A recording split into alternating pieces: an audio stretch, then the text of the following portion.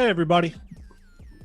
Thank you for tuning in for an educational session with Nick Chahine, the editor of Benzinga Options. Guys, many of you probably already know the drill. If you have registered and you are here watching on Zoom, you will get the recording of this session in your email. If you have any questions throughout the session, throw them in chat. We want to answer all your questions. This is the perfect market for options because they give you more options for the direction that the market is going in than just common stock does. So you guys are in the right place if you are looking for opportunities when there is uncertainty in the market. Nick is already here. He's answering some questions in chat for you Zoom registrants. You guys are already speaking the Benzinga language. We use a 1 for yes, a 2 for no. Appreciate it. Why don't you guys, if you're in chat, if you're watching right now, let us know your name. Let us know where you're from. You guys probably already know the drill. We want to know where you're from, where you're watching from. And if there's any stocks that you're interested in, let us know. And we'll see if we can cover them today. I'm going to try to keep the session to about an hour. So make sure you that never works out. Get the most out of your time here. We're going to have a good day. We're going to start we'll start a minute or so after the hour to let everyone get in. So we've got some steel stocks. We got Tesla. Vegas, we got Manuel from Vegas. We got Dennis from Minnesota. Safe from NYC. Great. Megan from Georgia. And we've got Clinton representing Nigeria. Don B from Manitoba. Clinton just wants to hear about oil. Empire Steve. We might hit Tilray. Remember, guys, when you're talking about options, the stock has to be pretty popular. The stock or ETF has to be pretty popular to have liquidity in its options market. So keep that in mind. And if you don't know what that means, you will learn it. And if you feel like you missed the answer to that question, like what liquidity means in the options market, we'll make sure that gets answered. Just ask it in the chat. No dumb questions here. Nick is here. Megan is watching the guide you Reddits. It's going to be a good session. Zanzibar. Donna. Nice.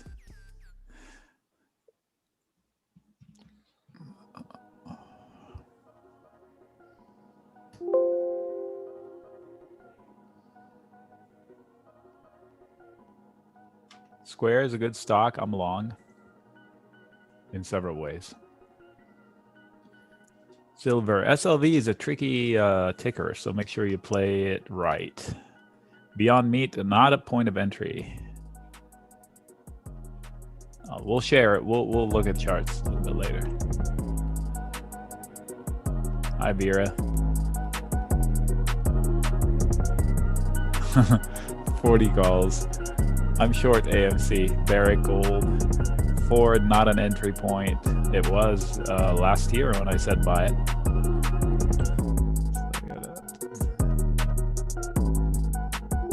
it. Should I bail? No, you should be selling covered calls. We'll talk about that. You can make your own dividends. Yo, Mish, why are you long AMC? We'll see. We'll talk. Selling puts for income. That is my method, yes.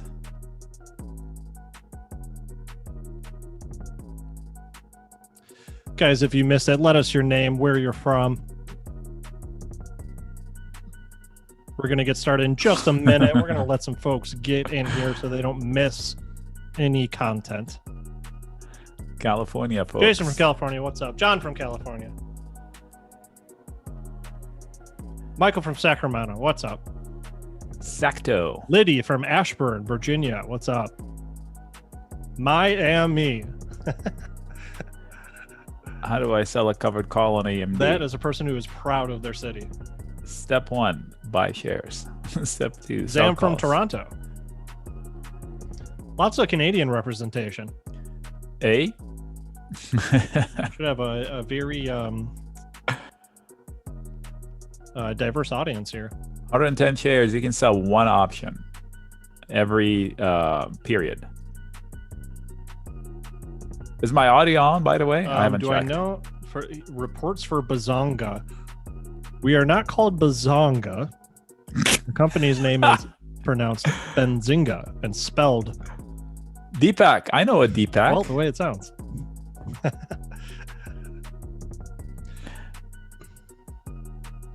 Michigan.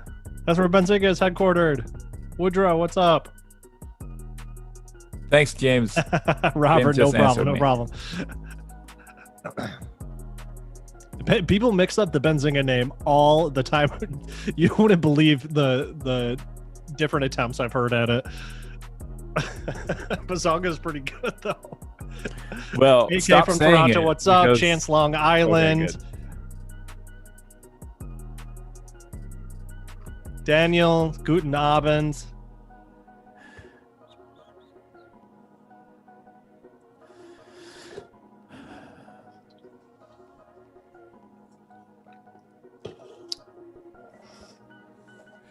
All right, guys, without further ado, we're at about 13 seconds away from the start. We're counting down. Let me know in the chat, guys. Give me a 1 if you're excited to learn how to use options to make money in any kind of market. 11. And give me a 2 if you're not. I will address you directly. Yeah. No trolls in here. Once. Oh, no, not a 3. I don't know what to do with the 3. I just read what's on the teleprompter. It's undecided. George, we gotta talk. I don't know what that 2's about. Leave. Kick him out. All right, guys. Without further ado, let's get Nick Chahine in here. Nick, are you there? I am. Okay, we got a screen being shared. You can't hear me? Audio's not working? I can hear me. Yeah. So he might not hear me. That's fine. He doesn't know to hear me. He doesn't need to hear me. Okay, so let's see here. We have a ton of people and they're still filing in, but I'll start talking. So just judging by what I read so far, I appreciate it, Nick. Thank you. Looks like we're from all over the world. So this is we're all here to learn the same thing. How can we use options to make it less intimidating, Marianne, and to be able to complement the way we trade? So there isn't a perfect way to, there's no one answer that fits everybody. Some people prefer this, other people prefer that. So it's a matter of finding a system that fits you. And this is probably the message today. Hopefully I can convince you to not subscribe for the fact that it's a trade alert system where I'm going to give you a trade that's going to make you money. Of course, I would want to try to do that. But I think the benefit is this is an educational process to where you are empowered to learn and establish your own system. And so you're not willy-nilly trading. Believe it or not, it is the biggest difference between pros and people that do it casually is the fact that one has a system and the other one is just winging it. So you end up getting in at times where maybe it's not perfect or absolutely imperfect. So hopefully today I'll show you how options can help do that. And I will share a few things that are basic that would just make it a lot easier to just repeat. Not reinvent the wheel every time. All right, so I'll start with the definition of risk because it is really important to break risk down in order to understand how options work, how I can make options work for me. So I'm just going to take a scratch pad and try to explain risk. I'm going to ask you to think to yourself as if you're going to explain it to me. What is risk? And I can tell you, I don't expect anybody to give me the answer I'm looking for because I've done it in a room of over 1,000 people and not one. Undetermined future. Most people give me elements of it. So I get a lot of, okay, how much money I can lose, control the amount of money I can lose. So everybody has little components of it, but I'm going to break it down into its two different components and that are very important to manage an options trade. The money I'm willing to lose in order to make money. That's correct, but not complete. Psychological comfort level. Not so much the psychological effect. Chances of whoa, boom. Okay, so now we have both elements, so we can stop. The opportunity, the carrot, is out there for people. So risk comes in two pieces. One, everybody knows it. Everybody says it. How much can I lose? The consequence. And that goes for everything in life. If you're diving, if you're jumping a motorcycle or a bicycle, you want to know what's the consequence. Can I break a leg, twist an arm, or twist an ankle, or die? Then you decide whether you want to take the jump or not. So how much money am I willing to lose? I'll set that number. I'll establish a number that's comfortable for me for that particular opportunity, whatever it is, and I move on. That number is done. That part of risk is done. The second part of risk, which is the part we manage, is what are the odds of success from the get-go? So whatever my thesis is, I have already established how much I want to risk for it. And then the second part is I have an idea of what are my odds of success. Luckily, using options, it's a tangible mathematical number, and you can manage that. So it's easier than somebody buying a stock and hoping for it to go to X level, the percentage. The options table gives us a tangible number that we can manage, like a map. So that is the part we manage, because this one we already decided and we set it aside. So what I don't do is when I do this, I never increase the size for no reason. I rarely increase the size. So this is the part I manage. Do I stay? Do I get out? Do I book? Do I get out? That's the part I manage. So keep that in mind. Two pieces of risk. One is the consequence. How much can I lose? And that we deal with once and we put it away. The part we manage is the percentage of success. Wherever I start, I should track how that progresses against me, for me, and options let you do that very comfortably. So let's go into options and start demystifying them. So first of all, you've heard of options are riskier than stocks. They are not. They can be, because they move fast. They're leveraged vehicles, so they move fast in both ways. So if you win really big. If you lose, you can lose really big. But if you follow a system that is designed to put you in the best possible situation, then they become safer than stocks. And I'll show you one situation. So we'll go into an options table. So this is my practice platform on E-Trade. I am not recommending E-Trade. The platform itself works well. The only problem with it is that it's got a lot of bugs. They migrated it from one to another, and in the transition, so it doesn't work well all the time, but it is simple enough for structuring trades. So what we are looking at, what is this, Etsy? We're looking at Etsy for no reason, just to show an options chain. This is called an options chain, a table of data. I picked December for no reason, and it's showing this contract. They have many contracts. One expires next week, one a week thereafter, one a week after that, so on. Then one for July, one for September, one for December, next year, and the year after that. So they have options expiring at all different time frames. These long distance ones, they refer to them as leaps. Doesn't mean they're special. It just means that they have more days on the clock. It's just a term. Oh, let me buy leap options. 600 days on this one. So what are options? They're contracts.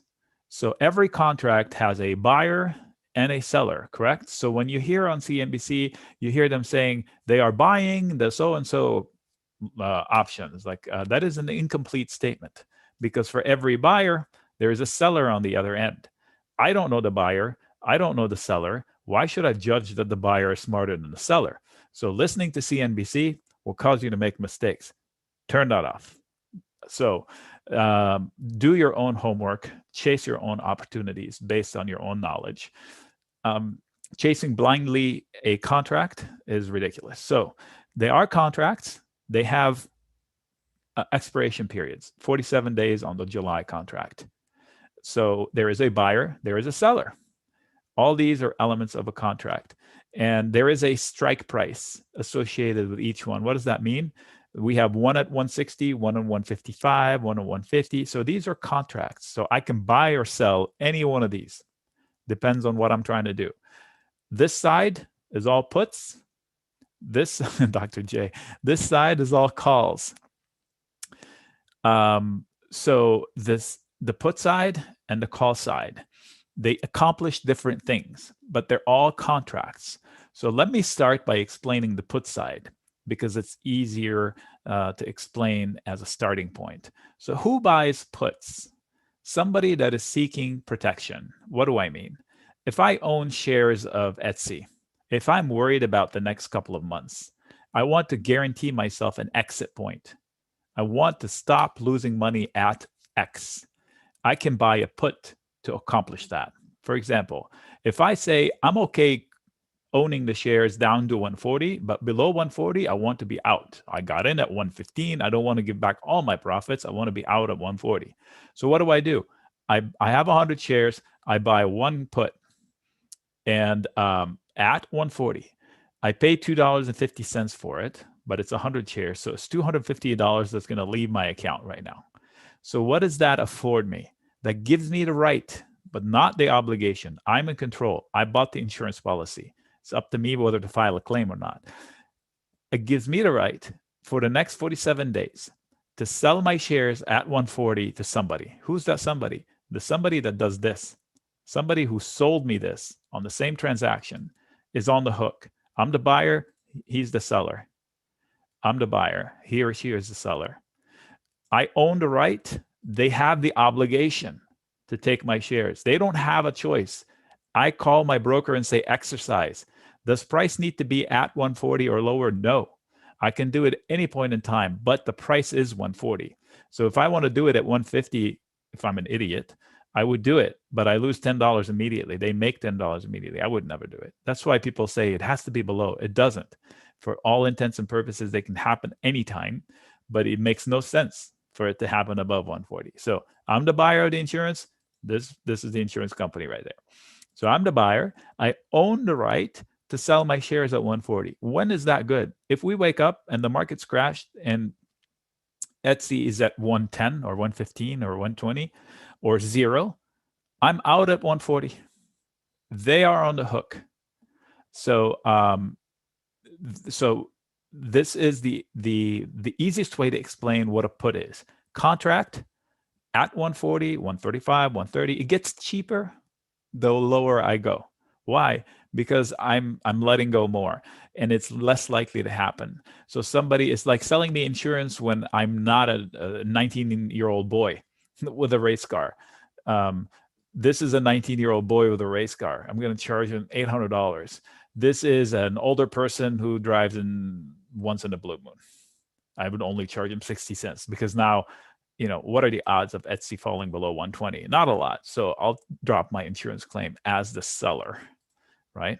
So the closer the current price, the more expensive the contract.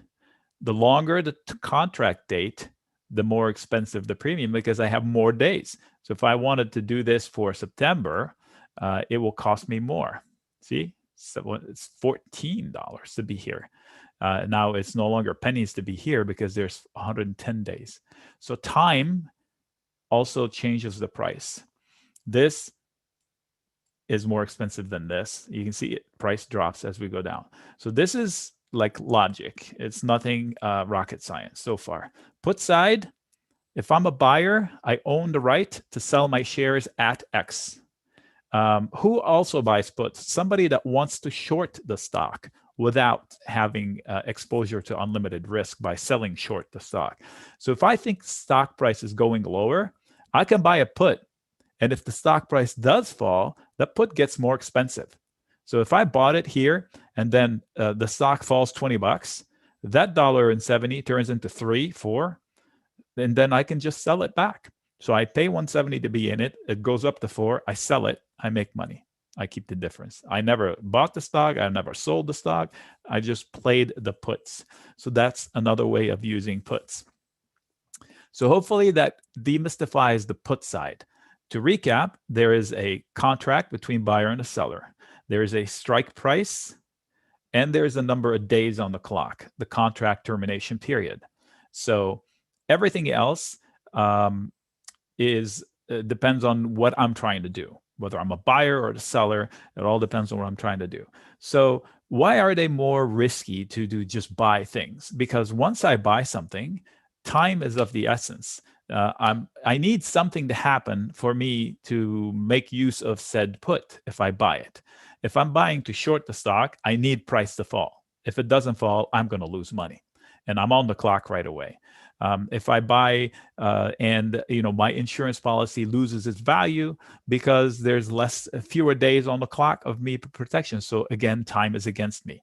That's why if you take an options class, people say most options expire worthless. So the question immediately pops to mind is, why the heck am I going to buy any of them if I'm swimming up creek? I want to be the seller. So this is where my style comes in.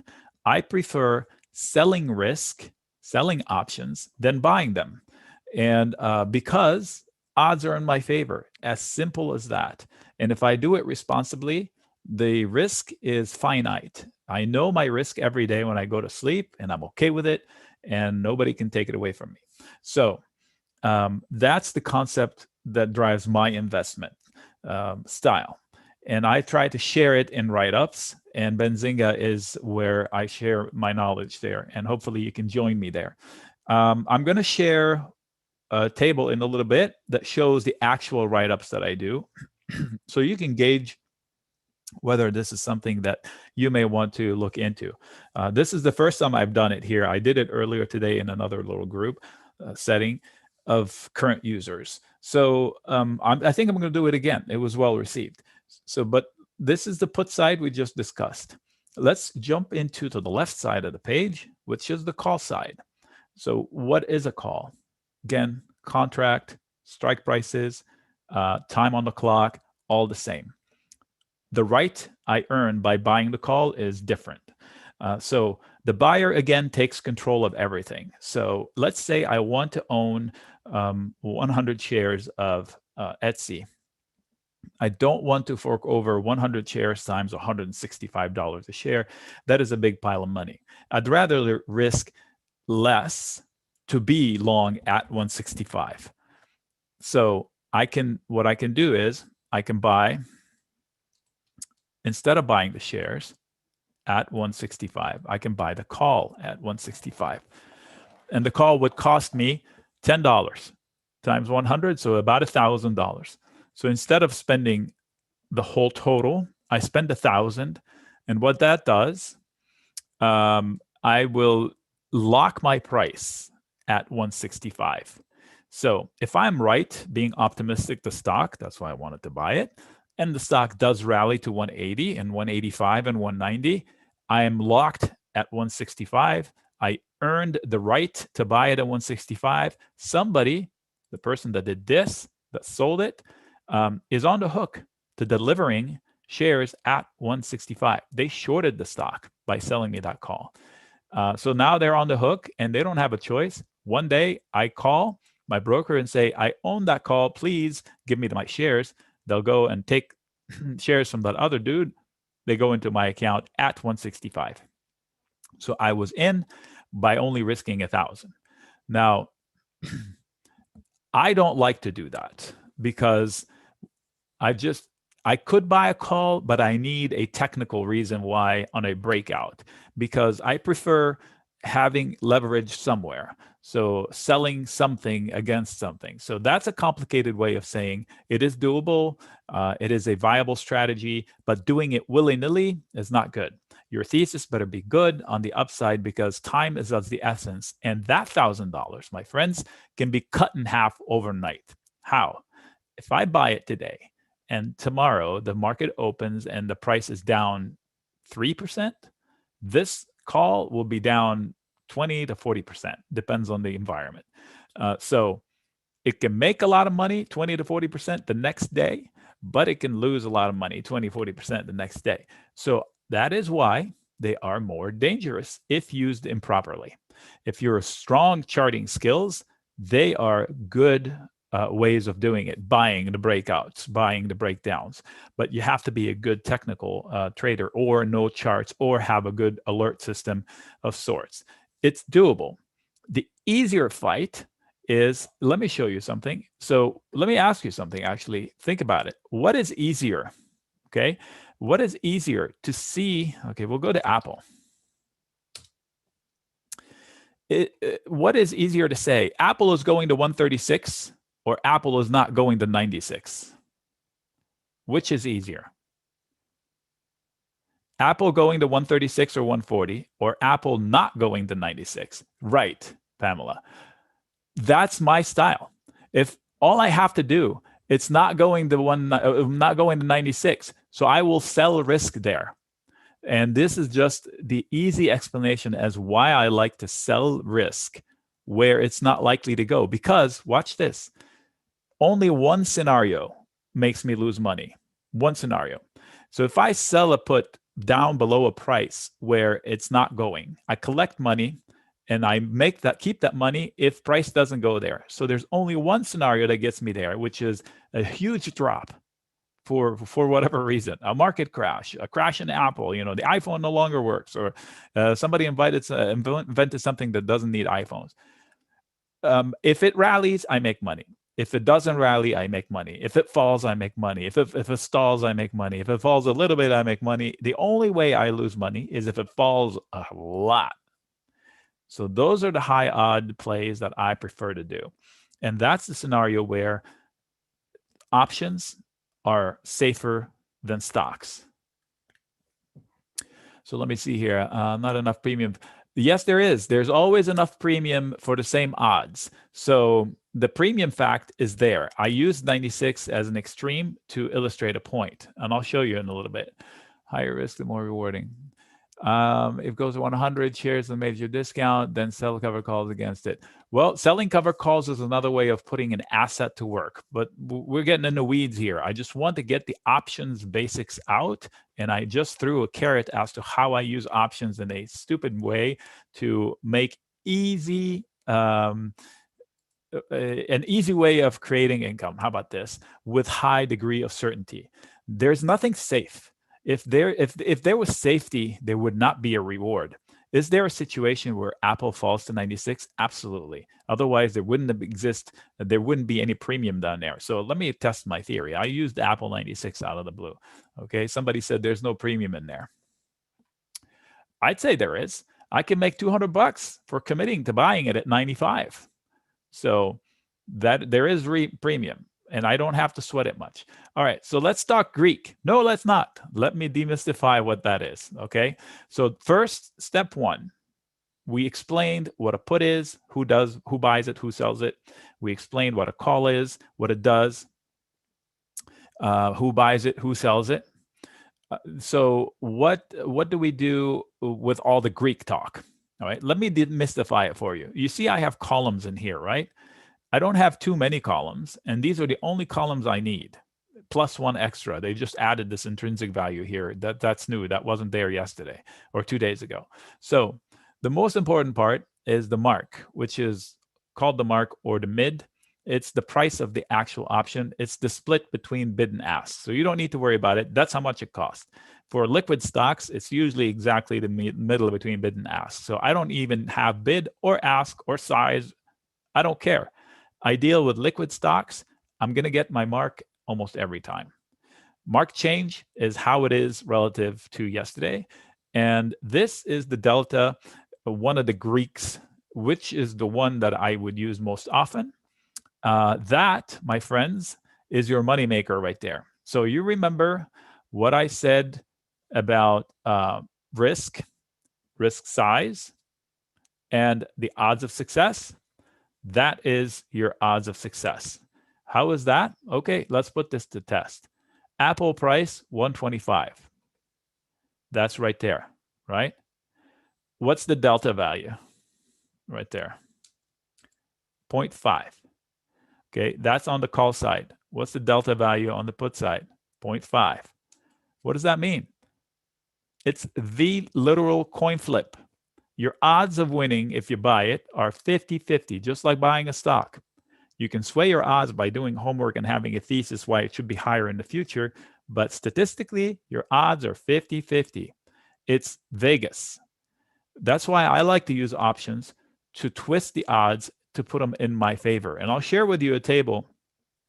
When I put credit spreads on, I set them up with a 90% odds of success, 85 to 92% odds of success, which means I set it up to where I have a higher money at risk, but at an extremely high chance of success. So I will buy my chance of success at putting more money at risk versus risking less with a 50-50 shot where I have no edge over my competition versus selling at 85 in my favor and risking a little bit more. So when I set my trade, whatever my trade is, I use the delta to manage my odds of success. And when those odds drop too low against me, I should get out. What's too low? That's different from person to person. For me, anything that's 70%, it's too high for me. That's too close to 50%. It sounds like, oh, I have a 70% chance of success. That's too close to 50. No, I need higher than this. So I don't set 70% starting points very rarely, unless I'm making a stance of sorts. But so this is where the delta column is what I use to manage my risk. Remember, risk size and risk odds, that's the odds, the delta. Now, you can explain the delta by its definition. It's the amount of money this option moves with $1 move of the underlying. Fancy doesn't tell me crap about how to use it. I'm telling you how to use it. Ditch the delta definition. Use it as your odds maker. Okay? So that is one big demystification right there. Delta. Implied volatility. The sane stocks should be between 15 and 30%. Insane stocks. AMC. It's probably 250%. 250%. That is not normal. So think the VIX, right? The fear gauge VIX. This is the VIX for this particular stock. The implied volatility in the options chain means everybody trading this options contract is hopped up to high level of insanity to where they are ready to blow out of their minds. So that's why it's 250%. So if I buy a call, I'm paying 10 times as much as I should be paying. This call should be 80 cents, $1, $2 for a stock that's cheap. Instead, it's $8. I mean, that's probably Amazon prices. I don't know. So it's just too much. I'm paying up. So if everything calms down tomorrow on AMC, I lose most of my money because that 260 is going to drop and this is going to get shellacked. So when I'm dealing with high IV like this, high implied volatility, I should use spreads. Why? Because that neutralizes that effect. On a spread, I buy one expensive and I sell one expensive, so that effect is neutralized. It doesn't matter what the IV is, implied volatility. It neutralizes that effect to a certain degree. Okay, so what other columns do I have there? I have volume. So what is volume? It's what happened that day. So Friday, these are the trades that happened in that in AMC for this period of time, for July. So what's open interest? Open interest is how it was before the day started. So this is a static number, does not change throughout the day. So Tuesday, when the market opens, we're closed on Monday. When the market opens on Tuesday, this number will change based on what happened here.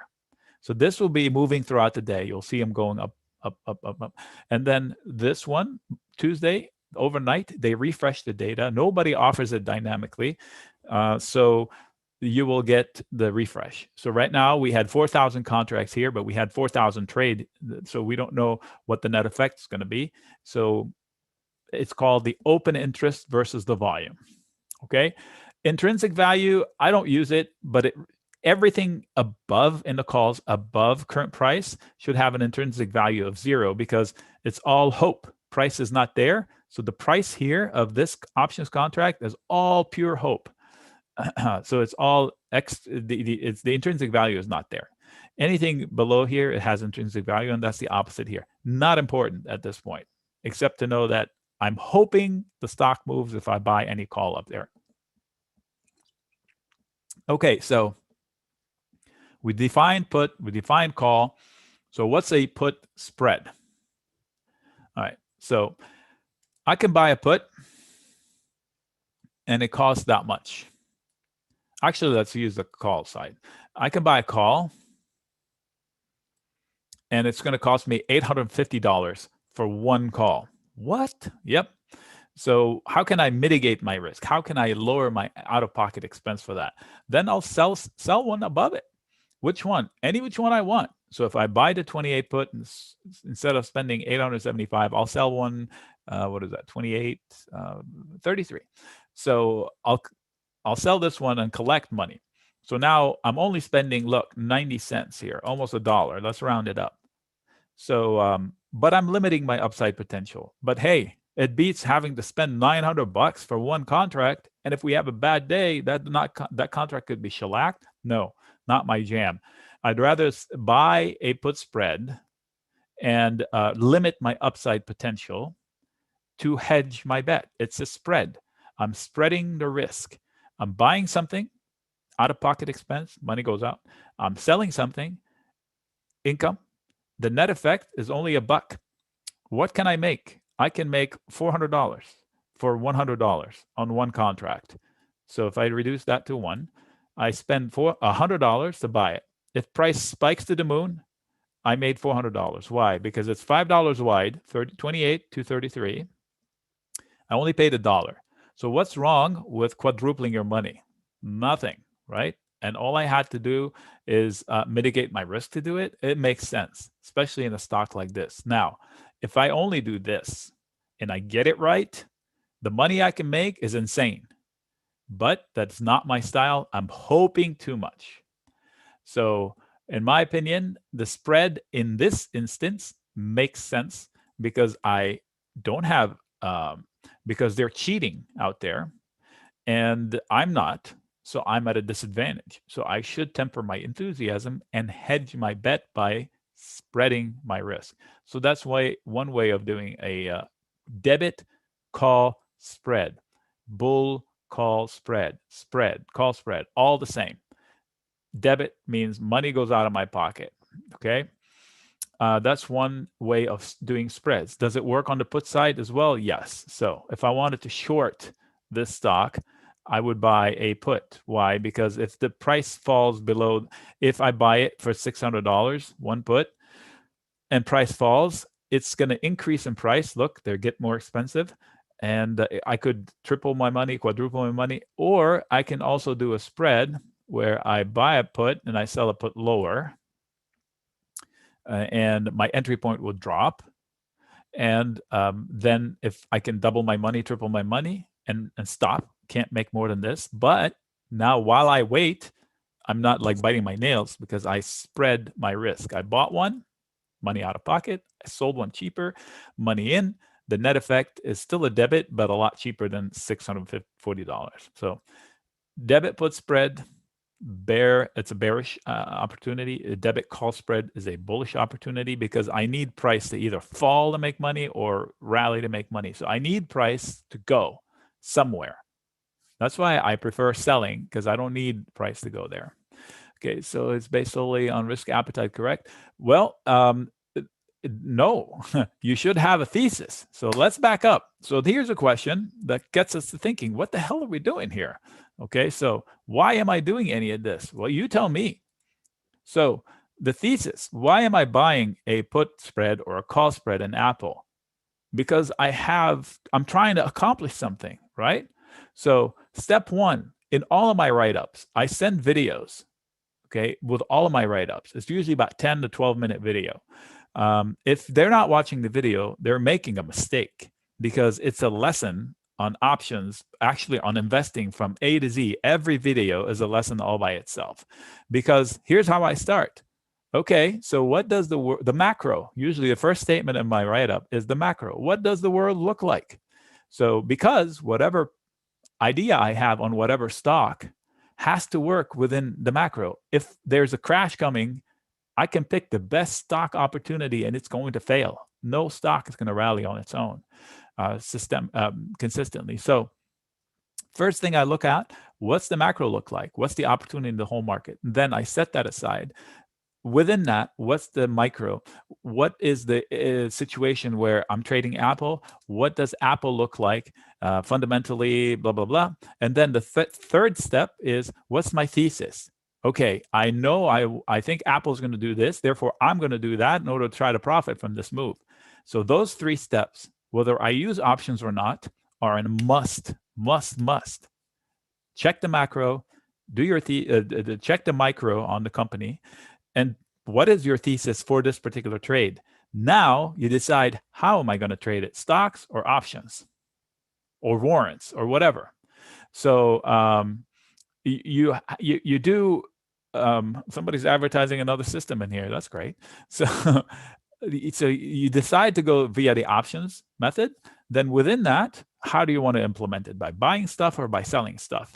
I prefer selling stuff, and because I don't need anything to happen. When I sell options, all I need is nothing to happen. I just want time to tick. I want boring, no headlines, money out of nothing. So that's my style.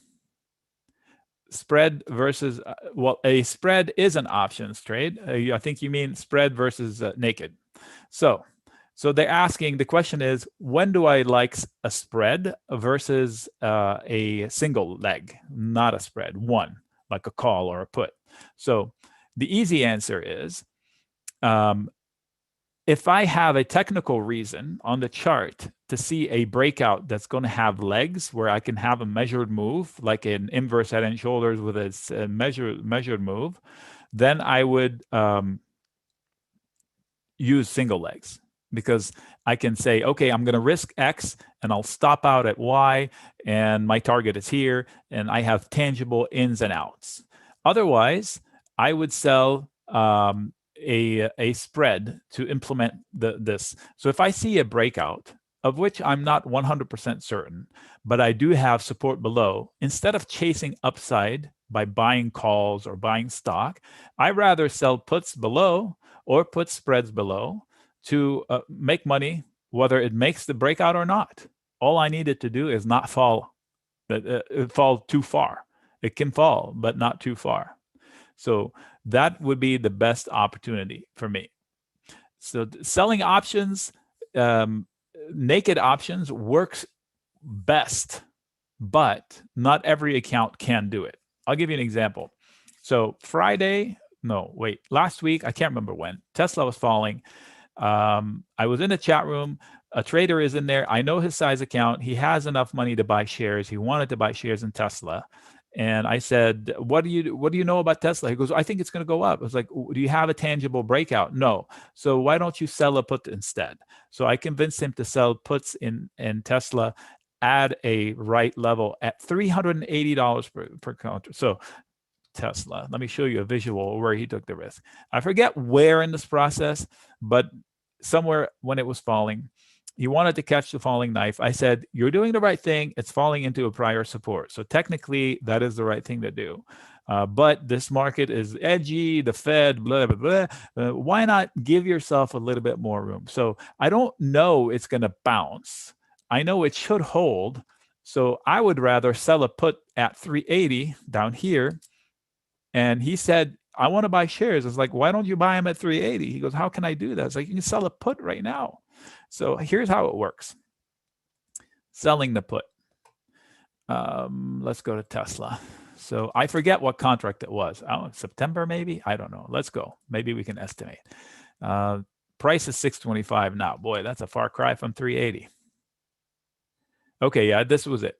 So at the time, the price for it was close to $9 or $10. So what he did, just to illustrate the point of how you can make options be safer than buying shares, he was willing to buy shares at whatever it was, 600, 550, 560. So he opted then to sell puts on a hot day, and he collected over $9 per contract. So if he sold 2 or 3, he collected $2,700. He didn't make it. He collected it. So what he did is he promised somebody out there that he would buy their shares at 380 between now and 110 days. So this is like catching a falling knife with kid gloves, because you're leaving. If he did it here, he left 35% buffer. So the price would have fallen 35% before he would get assigned. So what happens effectively? The P&L would scare the Jesus out of everybody, because this put itself, the trade, will show down 500%, 1,000%, 2,000%, but he doesn't care because he wants to own the shares. So what happens effectively? Let's say the price does fall there, and one day he wakes up and they give him the shares like he said he would take them. The buyer of that put owns the right to stick him the shares. Well, they did. So that put trade in the account would disappear with all of its redness. So he didn't buy it back. So he never realized the loss. It was just paper losses. And as soon as they give him the shares, all those losses, poof, disappear. And instead, he owns shares. His break-even point was $371 because he collected $9. So he would only lose money if it goes below 371 and he doesn't sell his shares. That's it. So the worst case scenario is much safer than him having bought the shares on that day. So if he had bought the shares on that day, he's down $200 per share already. So just the why options are not necessarily riskier than actually doing equity. It all depends on how smartly you use them. Okay, so not every person can sell a naked put, but this strategy could have been implemented by selling a put spread, and it would have yielded $1 worth of credit on a $5 spread, 25% yield. This is like fighting a war from headquarters with binoculars, as opposed to being in the trenches trying to eke out a good close on Tesla on a Friday night. So it depends. Define your risk, define your risk profile and what suits your personality. Options, they are so frequent that they would suit any style. I'll give you an example. So this is an options table that I share on a weekly basis with my chat people that has, I don't know, 10, a dozen iron condors for every week. So the same process can happen every week. In fact, 3 times a week. The SPX and the SPY and the RUT and I think the Qs now, they have contracts on Monday, Wednesday, and Friday. So if you're really active, you can try to eke out some trades every couple of days. But not everybody can do that. So you can do it once a month. You can do it once a year. I've done it to where I call them ICBMs, intercontinental ballistic missiles. I put a risk from here that's plus or minus 30% on the whole market. And I can go fishing. And if the market doesn't rally more than 30% or fall more than 30%, I make money. So there are ways of fitting the trades to your style. Step 1 is developing a system that suits you. But all the systems have to be the same. They start with the macro, then with the micro, then with a thesis, and then here's the kicker, a stop loss or a stop gain. So I don't try to milk every penny out of every trade. I book it early. I don't have a problem leaving money on the table. I do it all the time. I don't have a problem booking a loss if it hits my loss limit. What does that mean? If I buy a call, I don't say to myself, I'm only willing to see X% losses. And that X is different. Let's choose 20%. If I don't stick to my 20%, I end up having blowouts. And that's how you deplete an account. You don't know what happened to my money. Well, you're buying willy-nilly and you don't have stops. So every mistake is full-blown blowout. Not a good way. So you need to develop a system. Let me see here. JD is asking a question. General question about selling puts and calls. Wait, stop right there. Selling calls? Are you insane, man? The only calls you sell are covered calls. Covered calls. You cannot, in this environment, sell calls. Please, I forbid you. Okay? Because those who sold calls in GameStop before we knew that what can happen, shenanigans in Reddit, are broke now. Their accounts were liquidated. Bear call spreads, yes, but not naked calls. No, sir. No selling naked calls. I forbid all my family and friends to do that. Okay. So bear call spreads, yes. Thank you. All right, let me back to your question. For example, to be able to sell one Apple contract. Well, if you sell a spread, the amount of money that account has to be is finite. So it's a controlled number. So it's easy. When it gets tricky is who can sell a naked put on a high dollar stock. That limits the number of accounts. So, but if you sell a put spread, the number you can lose is finite. They can calculate it, and it's the easy number. So if I'm selling a spread that's $5 wide, and I'm collecting $1, the maximum I can lose is $4, so $400. So if the account has $400 in it, one put contract put spread is $400 maximum loss. So the broker is comfortable with you selling that put spread if your account is authorized to do that. Bear call spreads, I do like them, sure. I use them often, but sparingly. So I can sell I have sold bear call spreads in the SPX for the last, I don't know, 9-10 weeks. All of them won. And they were insurance. They were to balance a bullish portfolio. I was long Square, I was long this, Palantir, I was long that. And selling the call spreads on the SPX was a nice balance for my account. So even if somebody just buys stocks, they should learn options to sell call spreads on the indices as continuous protection. So the idea is that there is one style that fits everybody is wrong. My goal is to share my knowledge. So every write-up, why don't we jump in? Wait. So here, this is my actual platform where I build the trades and I share them with the people. So every trade I write up has at least about 4 different ways I can do the same trade, right? For example, Roblox on 5-6.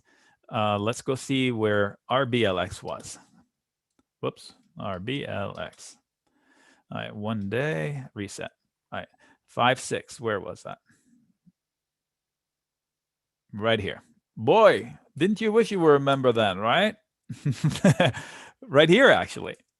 I issued a trade for Roblox and Chewy. Let me see, Chewy, same day. Okay, let me show you what happened. So this was the write-up. Roblox, the price was 65 at the time of entry. Now it's 93. I shared one way is buying a naked call for June. So it was a month and a half extra days. This is not my style because it required somebody to spend $600 for one contract, but it turned into $3,300. How do I know that? Because on May 28th, it was 33. I kept log. Okay. So they made a lot of money, but they risked a lot. Somebody who did the same thing by buying a call spread, they bought the 65 call and sold the 75. So $10 wide spread. They paid $3.40. It turned into 10, basically. So they tripled their money, basically, just a little bit less. Somebody that sold a put naked, same day, at 55. So let me see here. Roblox. So 5-6 was here. So if somebody said, okay, I'm willing to buy the shares at 55, and they sold that put that same day, they collected almost $2 for it. Now it's 12 cents. It was 9 cents the other day. So they clearly made money out of thin air because now they can buy their bet, take it off the table for 12 cents, right? So this one is a put spread. Let's say somebody did not want to commit to buying it at 55. They want to buy it at 55, but they want to protect themselves. So they sold a put spread. They sold the 55 put, but they bought the 50 put below it. Why? If the stock goes to 0, their maximum loss is calculated. They have a maximum amount of money they could lose. So in this case, it was $4. Okay, so because they collected almost $1, I'm going to round up for the spread. because it was a bad day. The stock was falling. The market was falling. I did homework. I was like, you know what? It's a good company. It's misunderstood. I had a thesis. I knew the environment. So in my write-up, I said, I'm not one to buy this. I could be convinced to buy that, but these would be the two options, and this would be the one for me. So I would have said that this would be my choice. So they collected $1. Their maximum risk was $4. So it's a finite risk, right? At high odds, and it delivered money out of thin air, right? So that would be a perfect example of how I could use options to implement a strategy. My strategy was Roblox is falling out of bed. It's falling into support, and its fundamentals, it's operating in the right arena, right? I'm looking at it. I do homework, financials, the income statement, total revenue, 320 million, 520 million. Now it's 1.1 billion. Clearly, they are headed in the right direction. Now, this is too much. I would never issue an entry point up here. Okay, so I'll check perfect, Louis Shah. We almost have the same last name. So I will explain that in a second. So this was the entry thesis. I had the macro checked. It was iffy, but I was comfortable. I had the micro opportunity. I issued the trade alert. But more importantly, somebody who watched the video heard me just say everything I just described here, 10, 12-minute video with a table. That table you saw, it'll be in the write-up. And then you get to decide whether it makes sense or not. But the important part is that you see these, if you're in the ultimate tier of Benzinga that it offers, you get 3 of these a week at least. Also, you have the option to belong and be invited to the chat room, which would be an additional expense, but totally worth it because we're doing this all day, every day. I answer chat room questions all day, every day. And guys, before you ask, the link to that is in the chat. Okay, cool. Thanks. So the benefit of this is the education and you being able to do it going forward.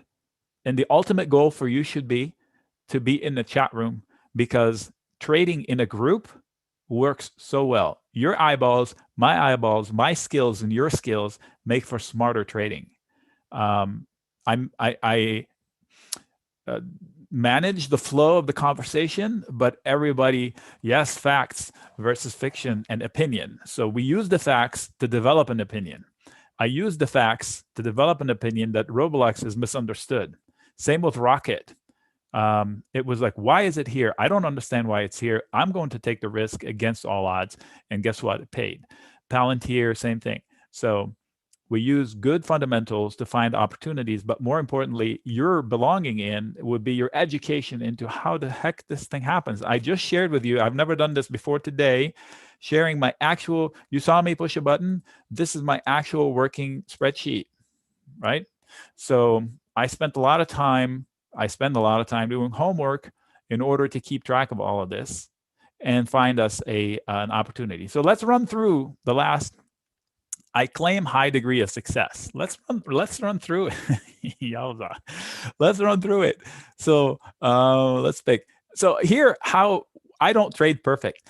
I took my own trade on XPEV. I exited just before it ripped personally, my own shares, because it just didn't fit my profile anymore inside my portfolio. I have to consider that's why I don't say this is time to exit, because who am I to tell you when you need to exit, because I don't know your portfolio. So if I'm long a whole bunch of EVs, I should get out of XPEV. And at the time I was long NEO and XPEV. I was more comfortable with NEO, so I left XPEV. I shorted FXI, that worked out. I went long RBLX and Chewy on that same day. That worked out. However, so you saw how RBLX flew. Chewy did not, right? So Chewy popped and dropped. 5-6 here. So it dropped and now it's recovered. So somebody that did perfect. Here, this is the Chewy opportunity. It was 71, now it's 74. But meanwhile, it dropped, right? We saw it on the chart. So debit call, somebody who bought a naked call is about the same money. They're down a little bit. They made a little bit of money on 528, right? Chewy was, they made it was 490, 488. So they made 40, 50 cents. Somebody is broken even that bought the call spread. So somebody that sold the put, let's go back and see what kind of risk they took. Chewy 56 right here. That's when the date, the thing was shared. What did I say? 60. So they said they would buy it here. They sold the put naked there. So let me see. Yep. Again, June from early May. They collected $1.55. Now it's 60 cents. They should buy it back and take the risk off the table. What does that mean? It means they left some money on the table. But if the markets collapse, the money is in their pocket. They're done. But it's up to them. Somebody that sold the put spread, what does that person did? That person said, yeah, I'm in at 60, but guess what? I'm not comfortable, and I don't mind that at all. That sounded smart. I want to limit my risk to 55. So they sold a put spread instead. So instead of collecting $1.70, $1.55, they opted to only collect 75 cents because they wanted to sleep well, knowing that if it goes to zero, the max loss is finite. They know what it is. They can tell their spouse, I'm comfortable with that. So they made 50 cents out of nothing per contract in a short period of time. And in percentage terms, that's 13%-ish rounding. So not too shabby, right? And no money out of pocket. Just collect and wait for time to do the work. When you sell spreads or sell puts or sell call spreads, time is doing the work for you. Here we shorted X and XLE. Boy, they both played out perfectly. That's not the best. This was 478 at one point. This was 390. So we timed it very well. I took my trade off. I was tempted to short X again, but I'm out. Can you access the spreadsheet? If you come to my house, you can. No, you can't. Ow, what just fell on me? Oh, never mind. So here's BA. A call spread, a debit call spread. I don't share naked buy calling in BA because it's too expensive. I can't do it in clear conscience. So $300 per one contract, I'm okay because it's a spread. That turned into 500. 260 turned into 420. Two different speeds. Look, one for August, one for October. They both played out. And at the height, it was even more. Right there, the values are more. Somebody that sold a put to own shares, they made $3 out of thin air because they were willing to buy Boeing at 185. When was that? On 512. Okay, price was 224, now it's 250. Somebody that sold the put spread instead collected almost $1. They can buy it back for 20 cents. So they played out. And these are in sequence, by the way. I'm on record. I'm not making this stuff up. Benzinga publishes that and makes them look pretty, but it's out there. Tattooed Chef, same deal. I offer debit call spread, buying stuff or selling stuff, whatever suits your style. Made money. So here's Amazon. This was the first Iron Condor, pure Iron Condor setup I've shared.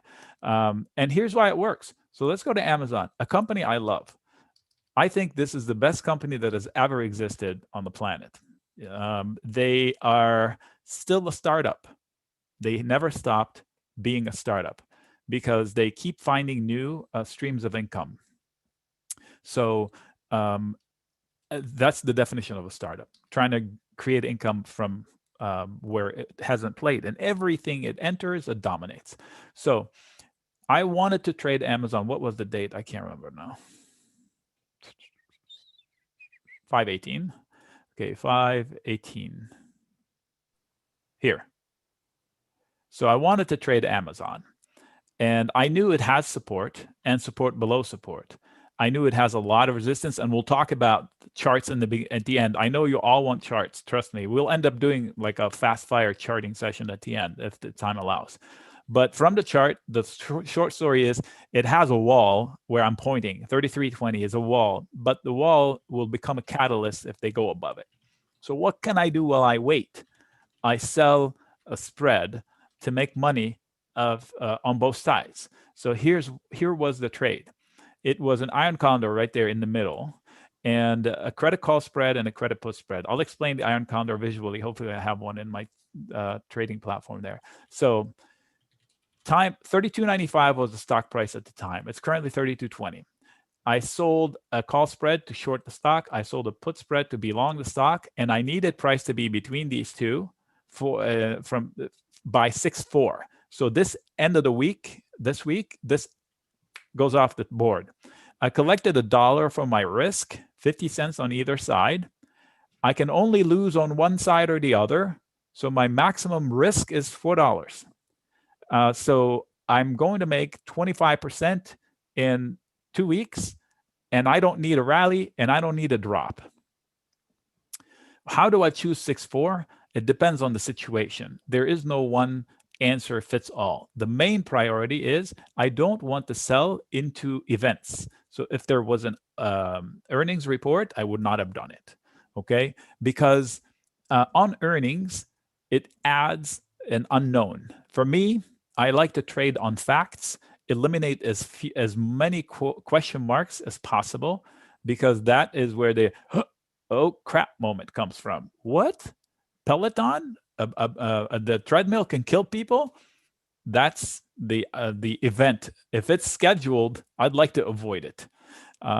We can debate. People say, oh, you got to sell an iron condor during earnings. That is bullcrap for a lot of reasons. But because if you're selling a strangle, I get it. But if you're selling a spread, you're neutralizing the effect. You're buying and selling two things. So there's no advantage. Anyway, back to the point. This iron condor is worked to a T. This credit call spread side, Amazon could not rally. Now it's only 2 pennies. I would take that off the board, meaning I buy cheap risk back to close it. It's stupid to leave it open for 2 pennies. 20 cents to close this one. I would probably also close it just to avoid. We have the jobs report on Friday. We have Powell talking. We have more Fed heads talking. ADP report on Wednesday. Take the risk, pay the 20 cents, take the win, and say, I just made 70 cents out of thin air. Good job. So that would be the right thing to do. Disney, home run, big home run. Nike, iron condor, still in works. The credit call spread is still about that same price. First Solar, still in the works, slightly green. This one is a wild shot in the dark for the dollar, so we'll see what happens with that one. Lyft, iron condor, still working. All right, so let me go show you what it looks like to be in an iron condor. I'm going to open up. This is my practice account on E-Trade. I am not recommending it. I don't remember if I said that already.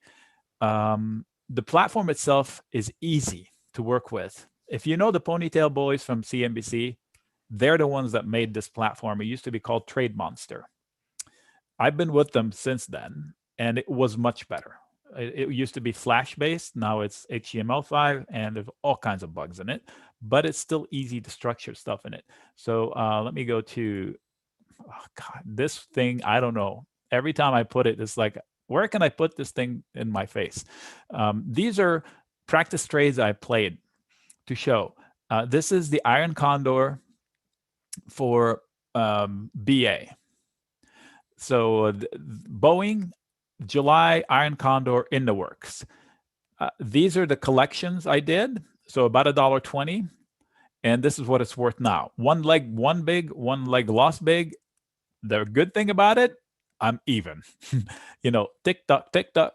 One wins, one loses. Self-hedged, iron condor. That's why they're attractive. I did a good thing. I did a bad thing. Price is still in between. I'm still winning overall. I'm good with it. So if I go to the options table, you'll see it. Options.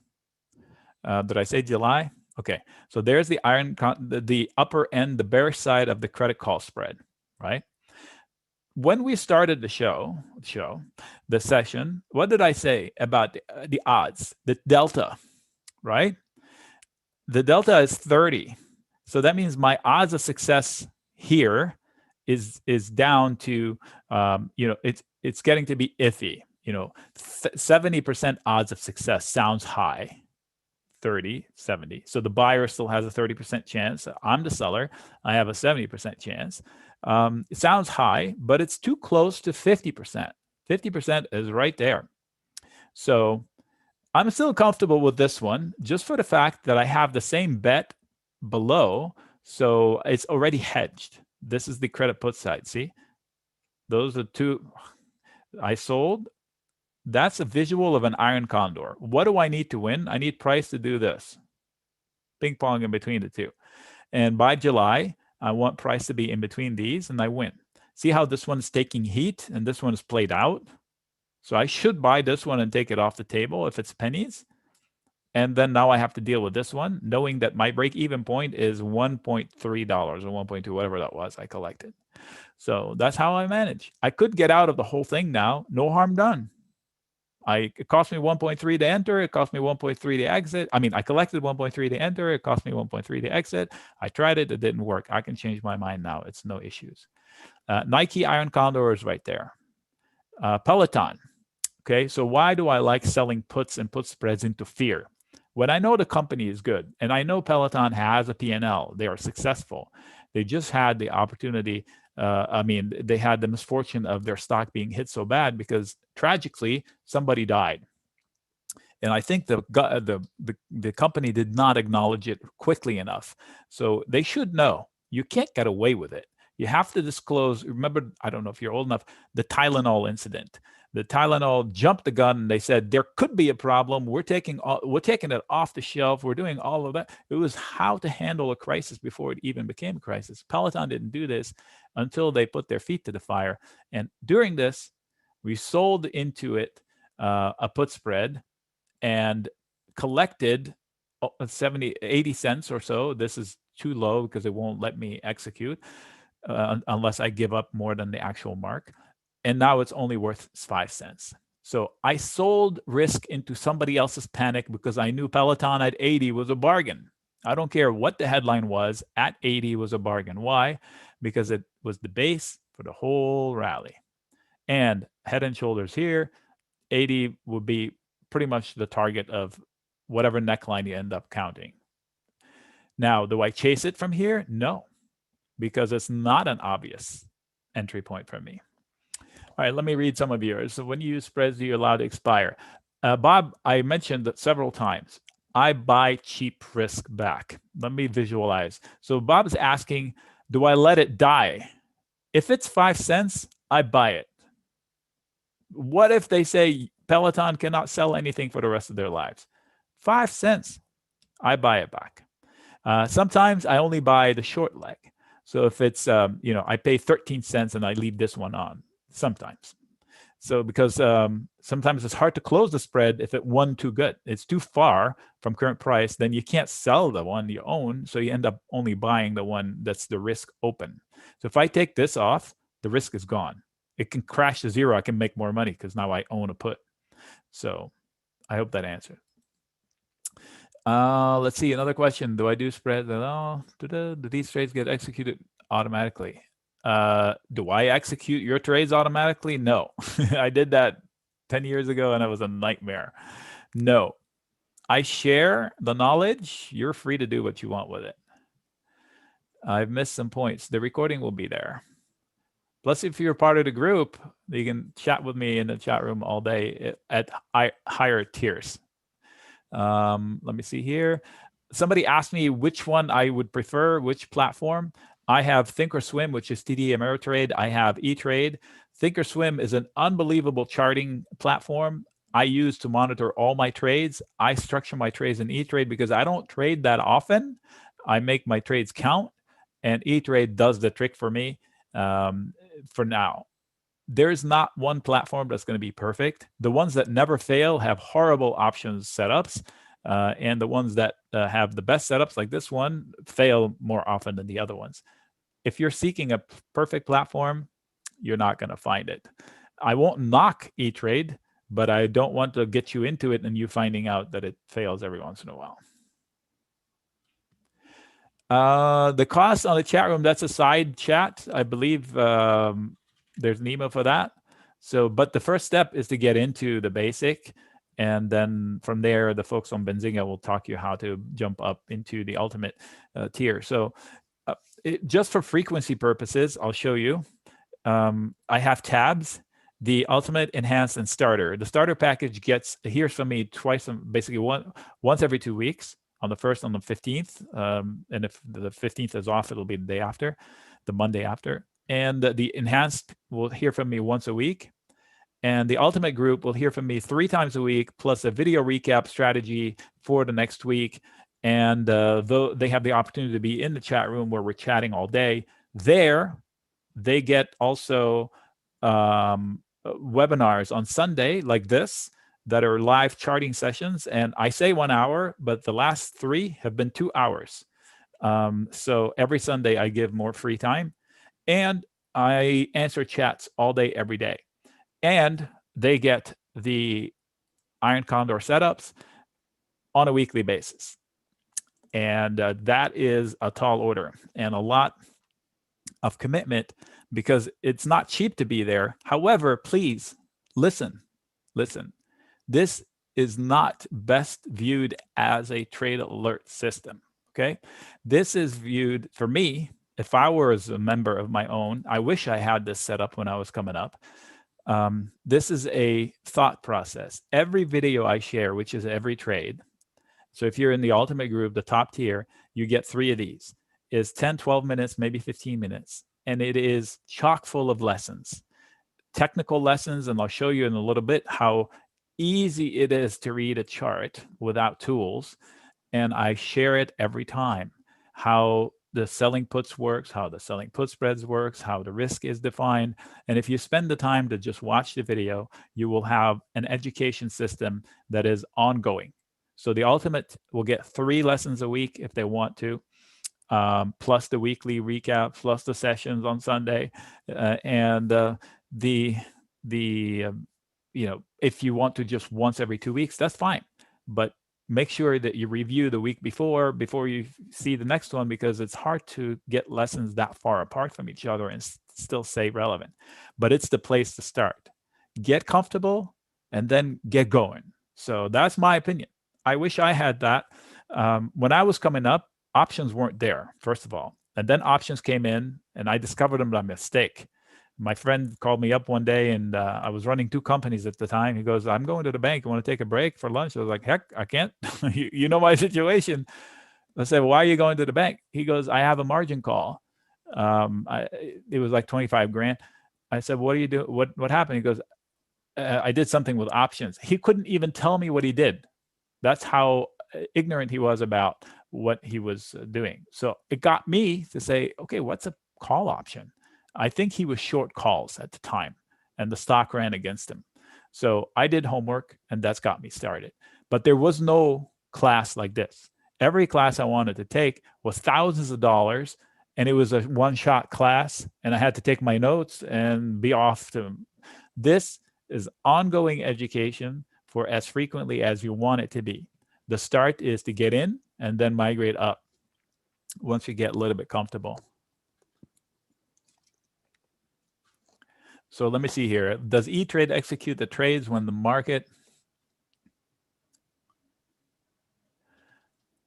I think you're asking, can you put stop losses? I'm pretty sure they have them, but I'm watching the market all day. I've never used them.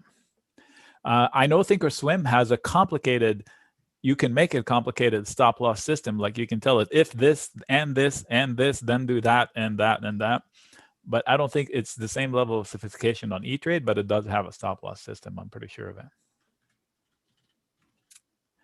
Raj is asking a question that is probably best answered by the other folks here, Benzinga.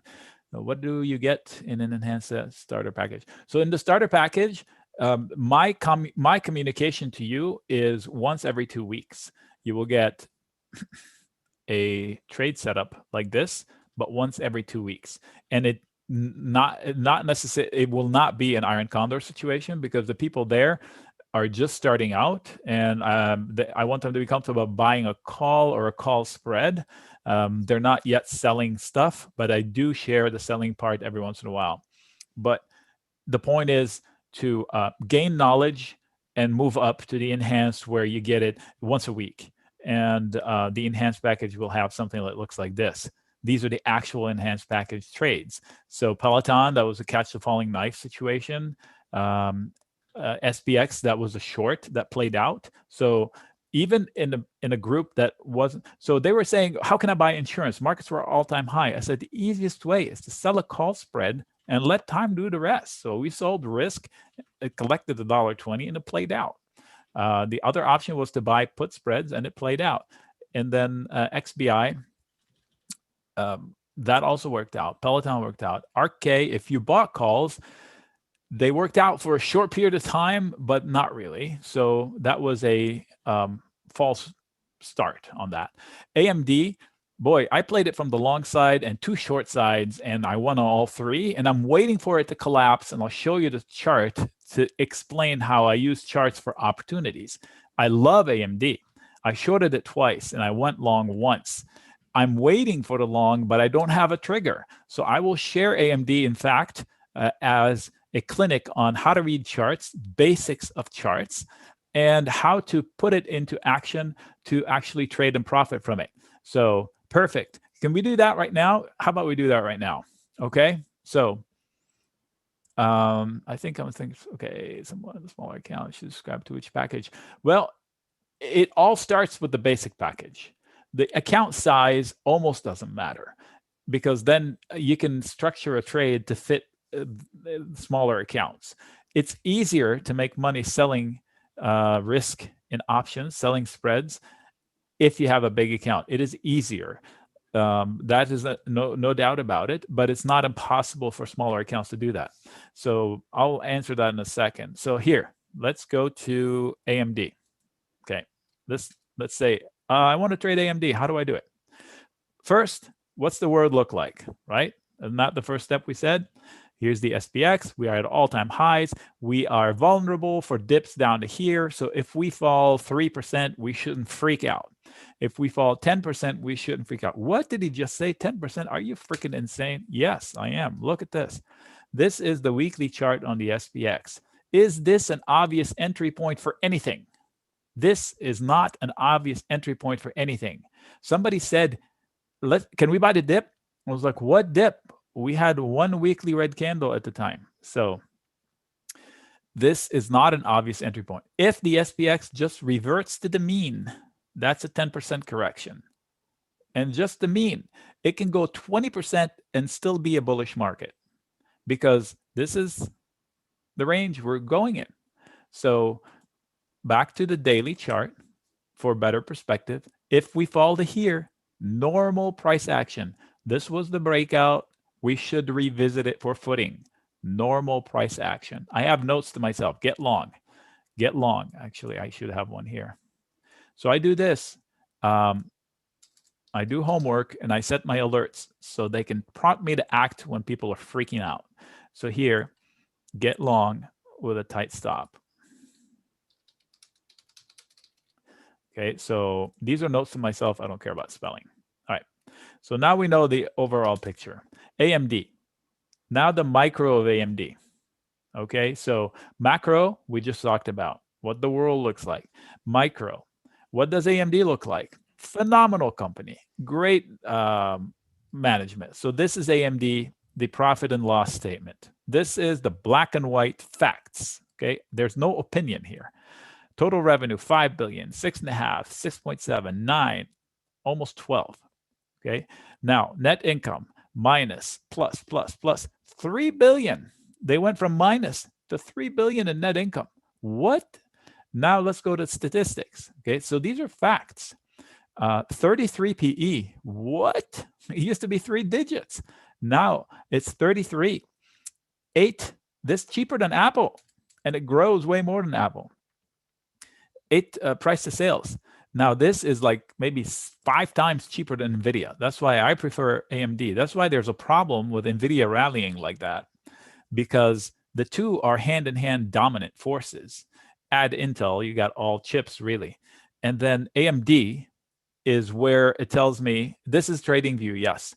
AMD, this tells me that there is something coming, folks, and I don't know what it is, but let me share it with you, okay? I like the company.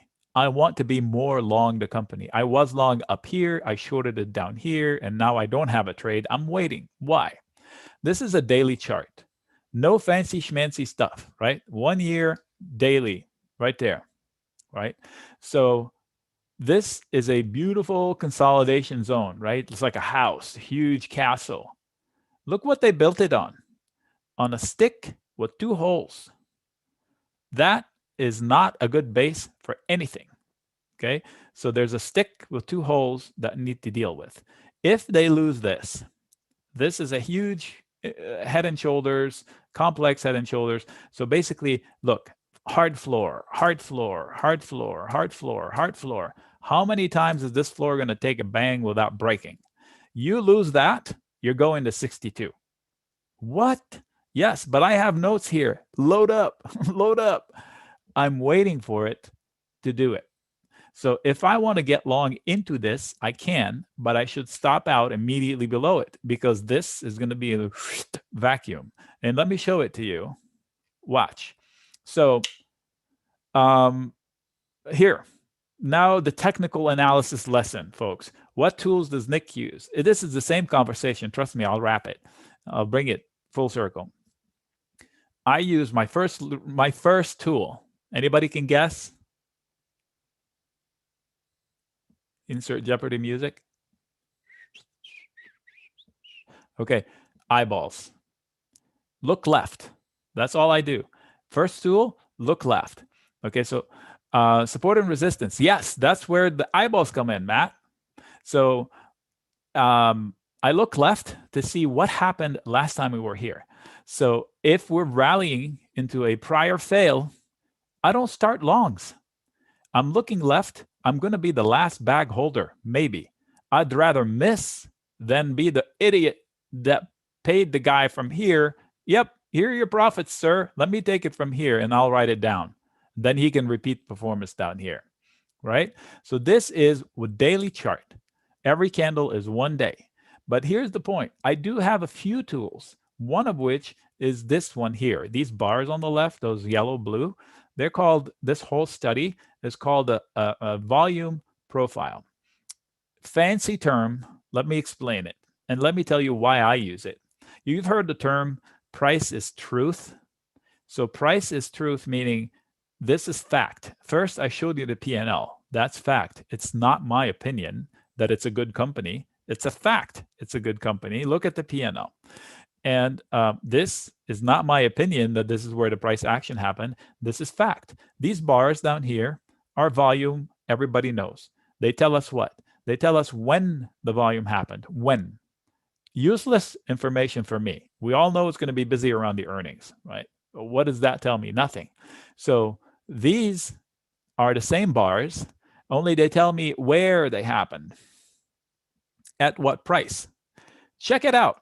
So this orange line, I don't draw. It's automatically drawn. It's called the point of control, POC.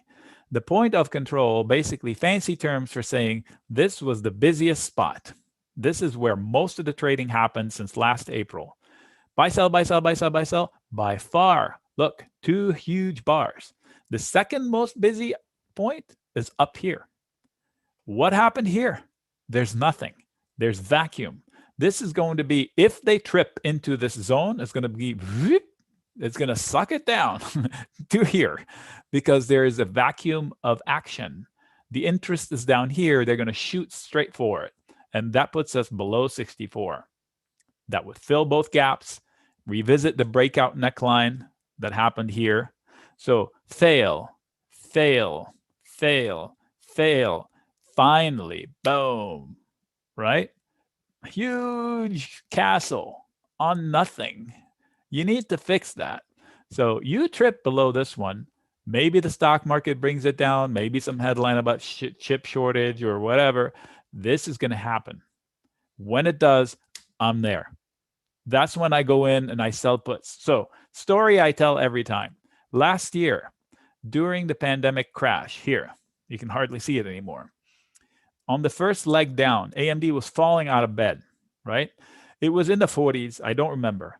I sent out an alert. I said, I'm selling October puts at $22. What? Yep, $22. You can't even see it. It's below the 20 here, October puts. So I sold this put here at, for $2.20. So when it was up here, somebody paid me $2,200 to promise to buy 1,000 of their shares here. I'm like, that's a bet I'll do all day. Okay. So then the price bounced and then the price went lower. So that put turned right on me, but I didn't care. Like I told you, it's paper losses. I didn't realize them. I didn't buy it back. What did I do? I sold another batch for July at $20 here for $2.20, oddly enough. So now I've collected $4,400 out of thin air. All I have to do is break even at $18. What? $18. So that's a bet I like to make. I'd like to repeat here at higher levels. I'll be selling like into the 30s and 40s, not 20s, because the price is so much higher now, but the same concept. I'll be selling puts on panic. When somebody's panicking, I'll be pouncing. Why? Because we spent the time doing the homework and lining up the alerts. Now, I reserve the right to change my mind based on the macro, remember? So if the macro changed and the Fed is tightening versus loose or whatever, I'll reserve my right to change my mind. But ceteris paribus, if I'm saying it correctly, all else held equal, if AMD is down here, that's my plan. Okay, so this is a quick lesson in technical analysis. Keep it simple. You could have said, you could use Ichimoku, MACD, and all of this. They all work. Just specialize. Specialize. If I sell a naked put, yes. If I sell one put, it's naked. That's only one leg. So if I sell a put, it's the same as selling a naked put just because I sold one leg and not bought something below it. So in realistic terms, if I go in here and I go to AMD, and on a bad day, we are in June, so on a bad day, I'll go out in time. I like to fight easy battles. I don't want to fight in the trenches. So I mentioned 60 or 65, right? So I would sell, right now, it's $1.50 for that contract. So assuming I want to do it now, I won't. But assuming if I want to do it now, I can collect $150 right now to promise somebody that I'll buy their shares at 65. That's it. I collect money. No money leaves my account. Money goes into my account. I'm on the hook. I need to be able to buy the shares at that price. That's a naked put sold. There's a buyer who wanted insurance. I'm the seller. I'm the market maker. Buyer, market maker. Buyer, market maker. What if I want insurance for myself? Then I would sell a put spread. And let me show you how that would look. I would sell that put, but I would buy one below it. I'll reduce my take-in by half at least. And this way I can still make money, but less because I have insurance myself. I can reduce my insurance lower and make more money. I can make it here and make more money, but I'm creating a bigger risk. Now I can lose $15 minus $2. But it all depends what I'm trying to do. I'm going to give you another story, okay? I sold puts into X last year, thinking I was smart. I was an idiot for doing it. Why? Because I didn't know the stock very well, and I had no business selling it. I'm trying to find where it was. Well, it's definitely here. Okay, there we go. So I sold puts on the way down. I sold puts at $9 on the way down. The stock fell to $4.50 or 60 cents, and they did not give me shares because my puts were in July. Somebody bought protection. They lost. The stock went $5 below my leg that I sold, and they still didn't give me shares. On other hands, I have been assigned shares before. So does it always mean if the price hits the money that I'm going to wake up owning shares? No. Does it happen? Absolutely. But the longer out the contract is that I sold, the less the likelihood of them acting on it early. I don't know what they were thinking. I ended up making money on a bad trade. I should have lost my shirt. I didn't. So who should sell puts? Only somebody that wants to and can buy shares. So if I'm selling a naked put in AMD, number one rule is I must want to and can own the shares. Otherwise, I forbid you to sell naked puts. If I want to buy the shares, I sell the put. Otherwise, I sell a put spread, and even then it has to follow my rules. What are my rules? If you look at my entry points in my trades, they all, so how can you defend trades? You can line them up right from the get-go. So I preference, that's my rule, not the rule, my rule. I want to sell risk, spreads, calls, put spreads, call spreads. Everything I sell has to have at least 85% chance of success. How can I determine that? I hunt deltas that are 0.15 or lower. So if I can get a single digit delta, that's all the best. For example, what are we looking at here? October AMD. If I want to sell something, this is where I want to be, 65 or lower. Delta, remember? Delta, that's my odds maker.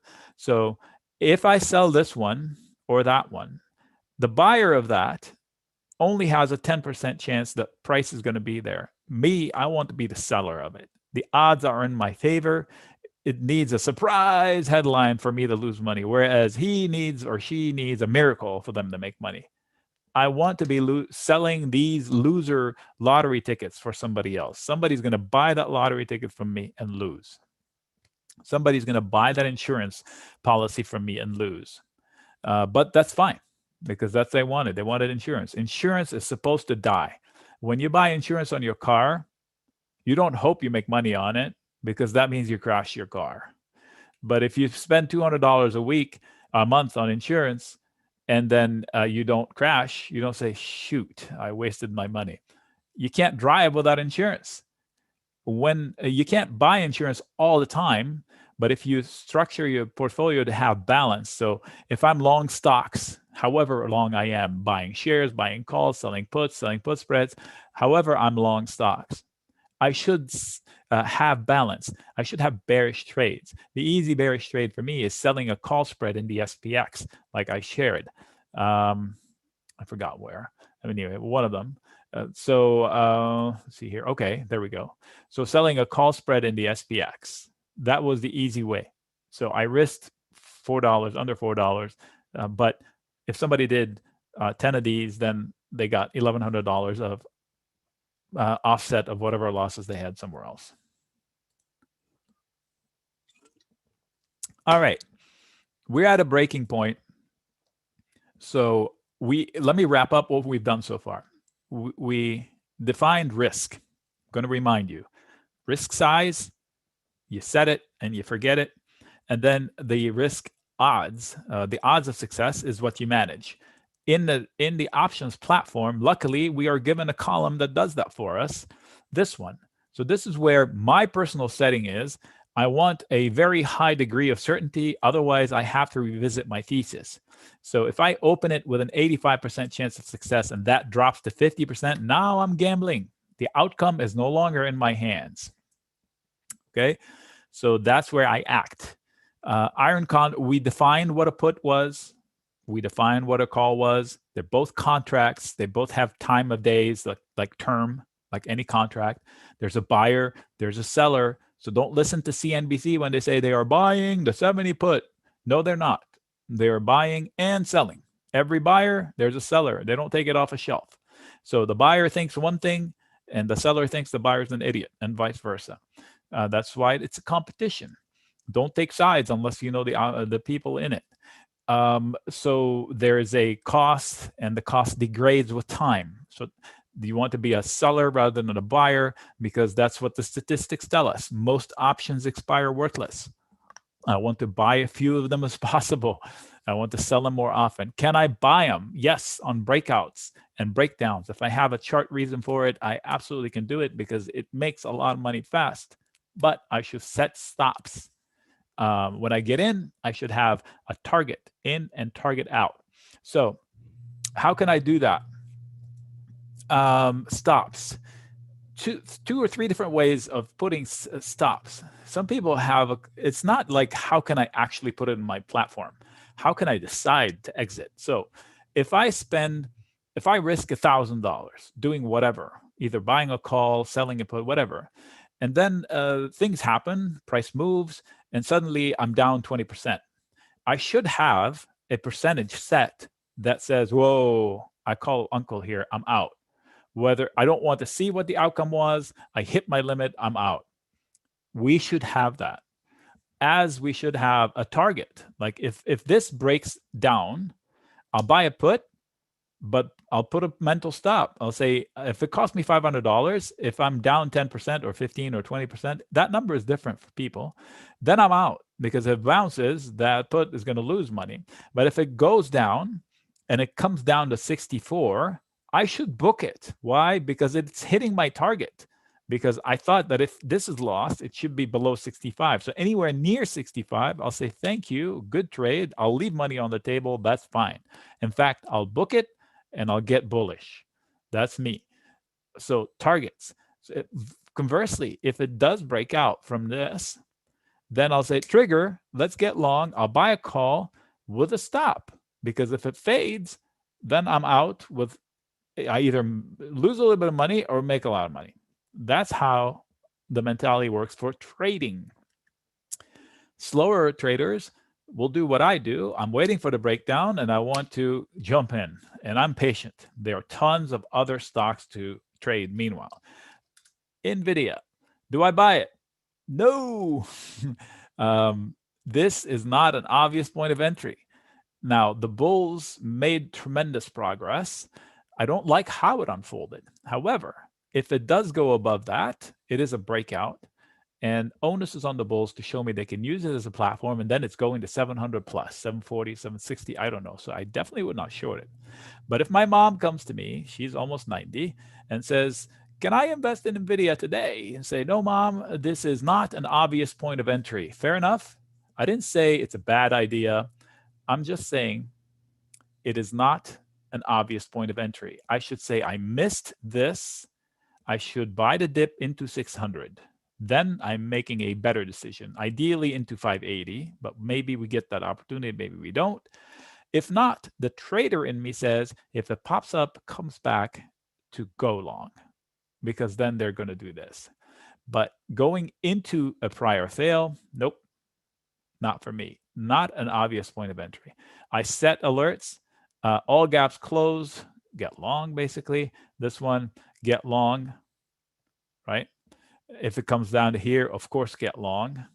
NVIDIA, I want to say long with an exclamation point. Those are my notes to myself, because under duress, when the market's falling, we don't have courage. We need written courage from our previous selves when nothing was going on.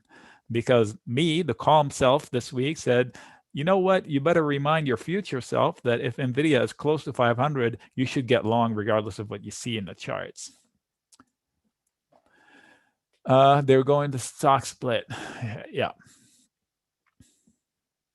Netflix. Sure. Okay. Jumping into stocks.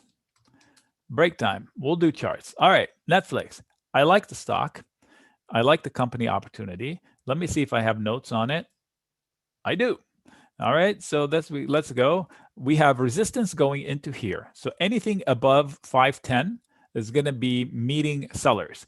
Case in point, look at that tick on Friday. Left a tall tail above. That's not a good sign. It has ginger support here, very mild. Better support here. In fact, I need to put an alert. Get long somehow. Last time I traded Netflix was a credit put spread into this, and it played out fine. So this whole zone is support. Is it a hard line in the sand? Well, you could count 479 as a hard line in the sand because it has two bounces there. But if it fails, it should trigger bearish patterns. But look how many other bounces there are. So any weakness in here, I would repeat this. What was this? A credit put spread I sold under duress. When Netflix was falling, I said, I'm gutsy enough to take the risk here, and it paid out. I will repeat the process on the way down. Resistance above, support below. What do? Iron condor, but not for everybody. Okay, so that's Netflix. Somebody asked about JD. JD, I think I should share the trade. Yep. So 517, when was that? Did I? Oh, okay. Let me take these out. right there. Not too shabby. I shared the trade. Let me see my notes. I'm zooming in to center it so we can see it.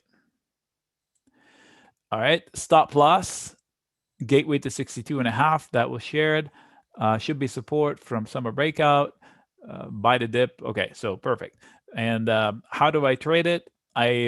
If somebody bought calls, call spreads, sold puts or put spreads, they paid any which way because we had a breakout. But if it didn't break out, these two would have won anyway. These two would have fizzled. So back to the chart. What now? I'm going to take out all the lines to make my comments purely based on what I'm seeing. Okay, so based on what I'm seeing, 75 is a pivot zone. What does that mean? I told you my number one tool was eyeballs, right? So this is a shorter term chart. This is a 2-hour chart, I believe, 4-hour chart. Look, I can split it right there, right? So arguably floor, boom, bounce, bounce, lost it. And now they're coming back into it. There should be sellers. How can they overcome this? A little bit at a time. Step one, stop making lower lows. This looks like they achieved it. Now this fight is going from here into tight roof and higher lows. Now they either do this or they break out a little bit to try to recover this and start the process over again. And that would be an exit point. This is a harder place right here. So if I made money, I'd book some. What Bollinger Band? Okay, so the Bollinger Band, I'm not an expert at it, but I can tell you it accomplishes the same thing as logic. Okay, so the Bollinger Bands give you, if you remember the bell curve, the standard deviation where most everything happens plus or minus one standard deviation. The Bollinger Bands tracks, I think they call them sigmas, like how far out. So when I sell risk, I told you I'd hunt 85% chance success or higher. It means I'm targeting the outer bands of the Bollinger Bands where it's unusual to be there. That's where I want to sell the risk. Remember, did I start it? Now it's blending. So I said, which is easier to say that Apple is going to 140 or Apple is not going to 86 or 96, right? So I know that 96 scenario for Apple way down here off the chart is way out there in the Bollinger Band, in the Bollinger Band, because it is where it's statistically unrealistic for it to be there. And if it is there, that's the least of our worries because that means the whole market's crashed, right? So those are the risks I'm taking. If you want the Bollinger Band, BB, it is a viable way to trade. Just specialize in it. And I've read there's a lot of modified Bollinger Bands and study those as well. It all accomplishes the same thing. Find the tools that work for you. I only have 2, maybe 3, maybe, and that's it. That's it. Keep it simple. KISS method. Keep it simple, stupid. Ariel is asking me, will the TQQQ go up? I can't predict if it's going to go up, but I can tell you where it's going to find resistance and support. Now, the TQQQ, do not use spreads on that one because the trading platforms can't handle it. And then if you have a $1 wide spread, a credit put spread, you will see it at times when markets are moving fast or when VIX spikes. The quotes are lunatic, absolutely crazy. You can't get a decent quote. The margin requirement fluctuates to mathematically impossible levels to where it tells you you're going to lose 10,000 where it's physically you can't. It's just weird situations that happen. That's speaking from experience. SQQQ and TQQQ are ultra. What does that mean? It's, first of all, options are already leveraged. This is 3 and 2 times leverage on top of that. So not my jam. I would rather use the QQQ, which is what this is off of. So I recently did a video about the QQQ, and last week it needed, I'll show you, where is it? Bear with me, load chart layout, indices week. Okay, so part of my service is, part of my homework is I do this for myself.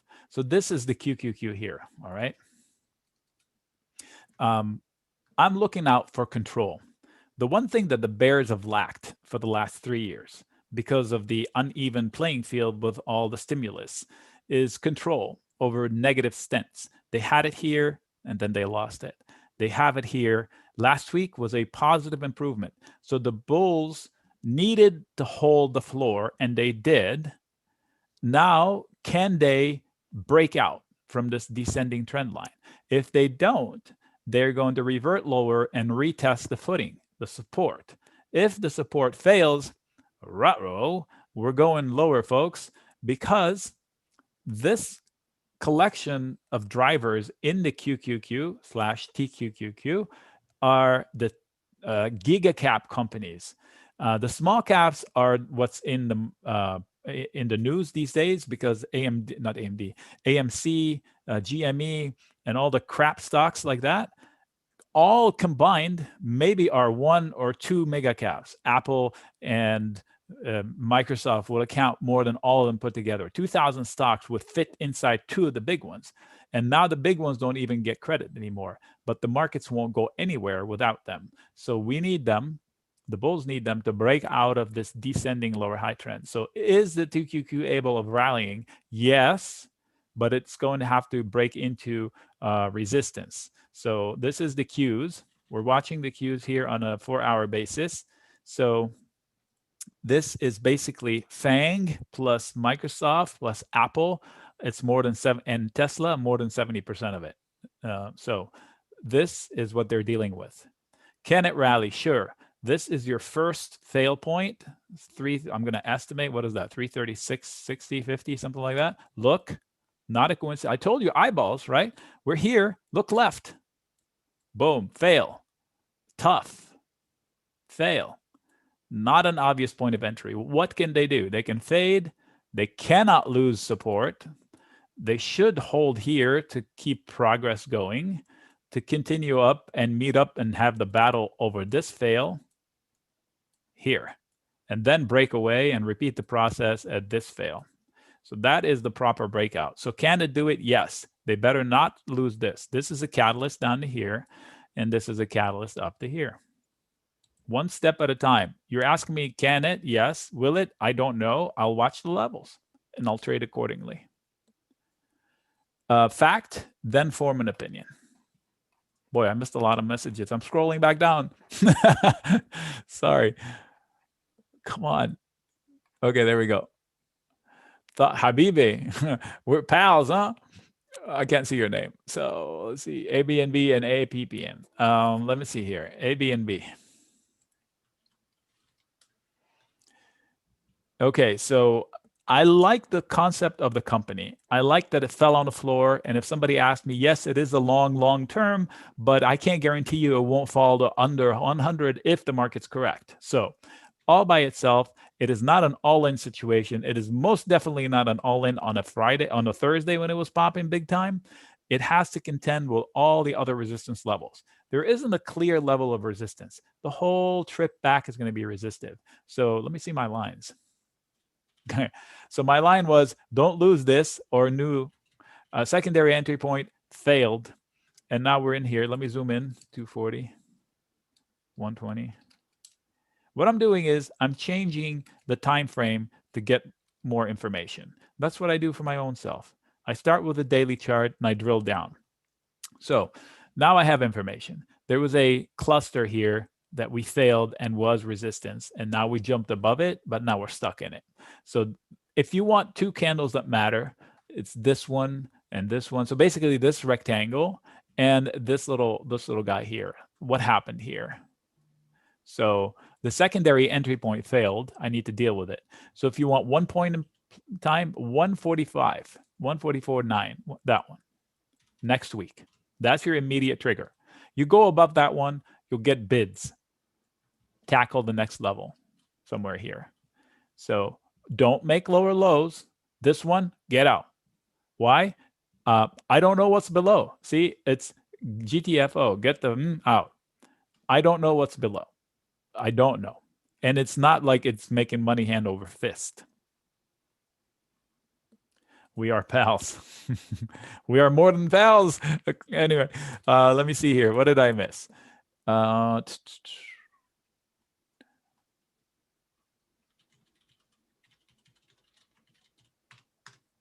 CCIV. Okay, so you're not gonna like it what I say about CCIV, but I will say fairly. I'll do CCIV.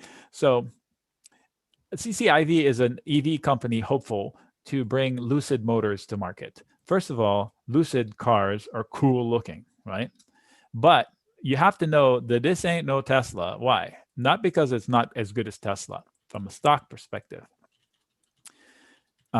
First of all, EV companies, for me, the only three I would ever invest in are a Tesla, NIO, and XPEV. Why? Because they actually have a P&L, and I can actually compute what's the value. So if I sell a put in XPEV or NIO or Tesla or a put spread, I know what I'm getting into. I know the PE, I know the price of sales, I know the sales growth. The rest don't have anything yet. The whole price of CCIV, 100% of the price, is based on me guessing what they're going to do in the future. There is nothing there. You go to the financials, there's nothing. There's income statement, nothing. So I would do I use logic. So first of all, it's a niche market. What does that mean? The starting price is it's more than twice that of Tesla's starting price, and Tesla is already a luxury car. So this puts Lucid into the one percenters. So there aren't many of those. So there you go. Your scope is narrow. So it's not like it's going to blow up and everybody's going to be driving a Lucid. Ocean, I get it. The Fisker thing, FSR, because their goal is a cheap car. These guys is an expensive car. So be aware of that. And if it loses this level, out. Why? Because you don't know what lies below. I did this highly on people and they hated me for it. I said, get out at 18. I was long because you don't know what's below 18. And I mentioned single digits and I was hated for it. But now they should have sent me flowers. But instead, I got cuss words because I insulted their beloved company. Love the company. You don't have to love the stock. You can't convince people to buy a stock. Wall Street has not liked it. Every pop into 23 is a selling opportunity. Nicola, come on. It's a semi. Okay, so is it real or is it Memorex? I don't know. Flip a coin. Is it fake or is it not? I traded Nicola on the long side and I made money because I sold puts and I shouldn't have. But I was an ignorant fool. But I gambled and I won and I walked away. I was like, thank you, I'm done. It's not an investment. It's a bet on future prospects. And so far, I'm not too impressed. And the market is not too impressed. So don't fight the ticker tape. Fisker FSR is the company. He's trying to bring a company, a car line called Ocean. Think BMW i3 type of a car, I think. So Fisker, that's his second time around at least. He failed the first time around, so I'm not putting money on him. He had the Fisker Karma, which was a beautiful car. I chased it on the street the first time I saw it in my neighborhood. Like, what is that? God, what is it? APPN? What do they do? Is that provides business process management? Is this a SPAC? The chart looks like a SPAC. It is a broken chart. You have to do your homework on the company itself. It looks like it has a P&L. So I don't know why it can't find a bid. Technically, 120 is your exit point. If you're buried, if you get back to 120 and that gets you even, get out. It could rally from there, but resituate your risk. So once they lost here, it looks like a head and shoulders. You can see it. The downside target has been met, but I can't guarantee you they're going to be able to overcome all these resistance levels. So there are sellers at 101. There are sellers at 117-ish. There are sellers at 140. And there are sellers at 150. Manage your risk accordingly. Snow. I don't know why. So super expensive stock, any which way you slice it. But the geniuses in the media tell us that it's worth every penny. So if you buy stock called Snow, you're paying 100 years worth of sales today, but they tell us that that's cool. To me, that's super expensive. It's not for me. 260 is here. This area is very resistive as where it's at. Now, I bet long on Snow before and won, and I bet long and lost. I don't know enough about it. They tell me I'm an idiot. They, meaning the last time I watched CNBC last year, you hear that? My New Year's resolution, zero news, zero. I love it. But last year, I remember Kramer brought Snow CEO to tell us how idiots we are because we're pricing it wrong, right? So I'm like, I'm an idiot, so I won't trade it. SPCE, no way you would ever get me to chase a stock going into a prior fail like this. I was long SPCE several times, but I sold puts into the 12s on bad days. Chasing it up here, I would be a fool to do that. Just because, I don't trust the principles anymore. Chamath Palihapitiya, is he still in or is he out? He came and snowed me one time, telling me what brilliant things they're doing, and then I hear he walks away from it. Same with Branson. Is he still in? Is he out? I don't know. I don't trust him. I'm out. Up here, I would get long it down here as a bet on future, but I bet you the winner of this space race is going to be an Amazon offshoot. Mark my words.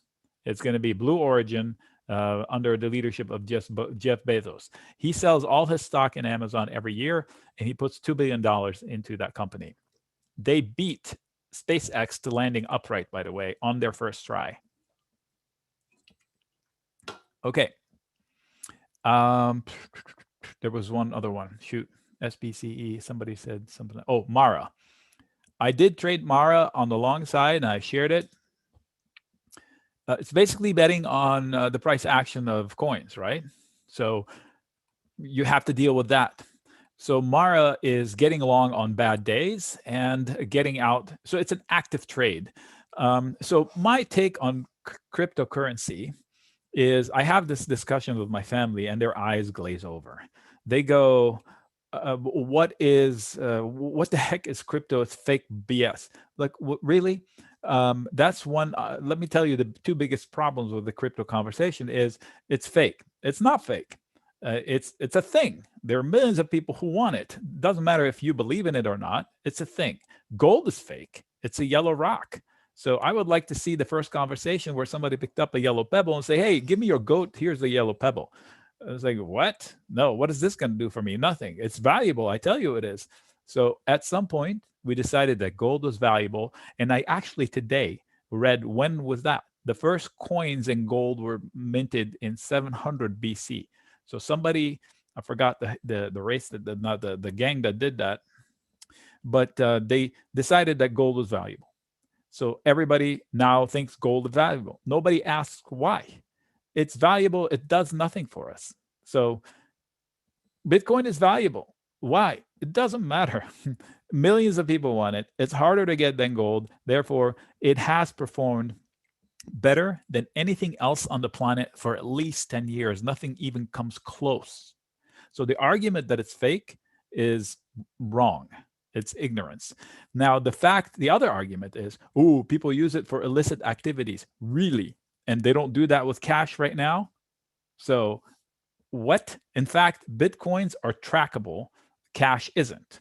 So Mara is a trade off of Bitcoin. So if you want to actively trade Bitcoin cheaply, Mara and Riot and OSTK at one point used to be, but I don't know still. Okay, let's see here. XOM, you're not going to hear anything good from me on oil, Nancy. So let's see. Here's the oil future chart. Let me see here. Let's go to a weekly chart. All right. So pandemic, where was it? No, pandemic. Can't. Okay, that's the pandemic crash. So the world was perfect for oil up here. People were talking about ESG, investing, going green, whatever. What happened? We had the pandemic. Nobody used oil anywhere. and we don't need cars. Nobody flew. There was low demand, right? And now they're telling me the demand is going to be more than before the pandemic. And now that we are more telecommuting and more EVs, so it's like smoking. This doesn't make sense. It's a dying industry. So I will short the oil spikes, and I would short the oil stocks just from that perspective. How do I short them? I would buy a put spread. I'm not going to sell short. So XOM, I said go long when they were down here. Why? Because it was paying almost 10%. CVX was paying almost 7%. Now it's 6 and 5. It's still a good dividend play, but there will be better entry points for these two. In fact, if they had listened to me, they would have made some money. But oil, I think, is fake propped up by Goldman Sachs right now. They're trying to convince me that it's going to be more valuable in the future. Bull crap. Use of oil is going downhill if you believe anything that's going on. You can't have EV rise to the top and oil be rising at the same time. Tilray. Well, hey, Nick. Yeah. Just checking in. I sent you a text. I have to get going. Oh. And folks, guys, check out the shoot. Chat. Yeah, I have to get going too. This has been a great session. I hope everyone got a lot out of it. How did it happen? You're on fire today. I don't know. Like, you're just really feeling it. Well, I'm drinking Bang. Have you ever had it? Oh, I understand now. Okay, so I'm all hopped up. Is that what I've heard you taking sips of something the whole time? I was like, dude's got like a loud, like he must have like one of those Yeti mugs. I don't know what it is.